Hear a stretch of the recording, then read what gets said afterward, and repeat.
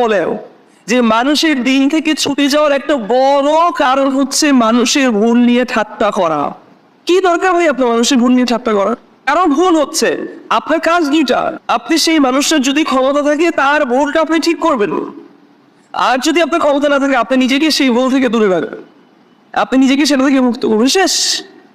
এর বেশি আপনার কোনো কাজ নয় আপনি সেটা নিয়ে সমালোচনা করা। উল্টা এমন একটা গ্রুপের মধ্যে, এমন একটা সিটিং এর মধ্যে বসে সমালোচনা করা যেখানে সবাই জানে এই জিনিসটা ভুল, এবং সবাই জানে এটা বিরাট, এবং সবাই জানে যে এই জিনিসটা ঠিক না, সেখানে তো আর সেই বিষয় নিয়ে কথা বলার কোনো দরকার নাই। মনে রাখবেন যে আল্লাহ যদি না চাইতো আপনি কোনো দিনও সেই আমলগুলো করতে পারতেন না। লা হাওলা ওয়ালা কুওয়াতা ইল্লা বিল্লাহ। আপনি 5 ওয়াক্ত সালাত পড়ছেন, আল্লাহর কাছে শুকরিয়া আদায় করেন যে আল্লাহ সুবহানাহু ওয়া তাআলা আপনাকে এই তৌফিক দিয়েছে। অসংখ্য মানুষ আছে জেনেও 5 ওয়াক্ত সালাত আদায় করছে না।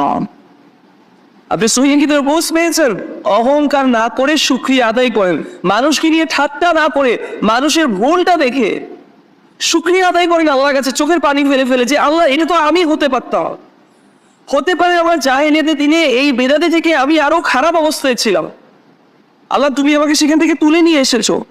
আল্লাহর কাছে সেটার জন্য কি করেন?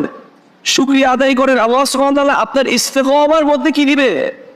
ইস্তেকামার মধ্যে বারাকা দিবে। আল্লাহ আপনাকে ইস্তেকামা মেনটেন করতে দিবে, আপনি অটল থাকতে পারবেন দিনের উপর।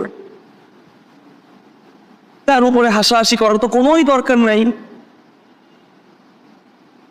এরপর আমাদের এগুলো বুঝতে হবে কি ফাওয়াইদ। আপনার প্রত্যেকটা কথার জন্য আল্লাহ সুবহানাহু ওয়া তাআলা আপনাকে কিয়ামতের ময়দানে ধরবে, প্রত্যেকটা কথার জন্য।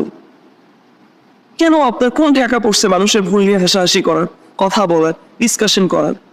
আপনি জানেন এখানে যারা আছে বাকিরা সবাই জানে, শেষ। এটা নিয়ে তাহলে কথা বলার কিছু নাই। যদি এমন কোনো জায়গায় যান, এমন কোনো মাজলিসে যান যেখানের মধ্যে কেউ আছে যে এটার ব্যাপারে জানে না, তার কাছে গিয়ে আপনি তাকে এটা শুধরে দিবেন, শেষ।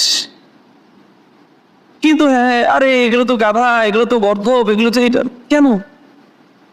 এটা একটা বড় কারণ মানুষের দিন থেকে ছুটে যাও। মানুষ ইস্তেকামা ধরে না রাখতে পারে। মানুষের যখনই ভুল দেখবেন চোখের পানি ফেলে নিজেকে নত করে আল্লাহর সামনে শুকরিয়া আদায় করবেন যে আল্লাহ আমি তো এটা ডিজার্ভ করতাম না, তুমি আমাকে দিয়েছো, আমি তো এটার যোগ্য ছিলাম না, আল্লাহ তুমি আমাকে টেনে এনেছো এখান থেকে, আল্লাহ আলহামদুলিল্লাহ। প্রত্যেক সালার পরে যখন জিকির করেন সুবহানাল্লাহ 33 বার, আলহামদুলিল্লাহ 33 বার, বলার সময় চিন্তা করো আলহামদুলিল্লাহ। আমি বেনামাজি হইতে পারতাম, আমি বেনামাজি না।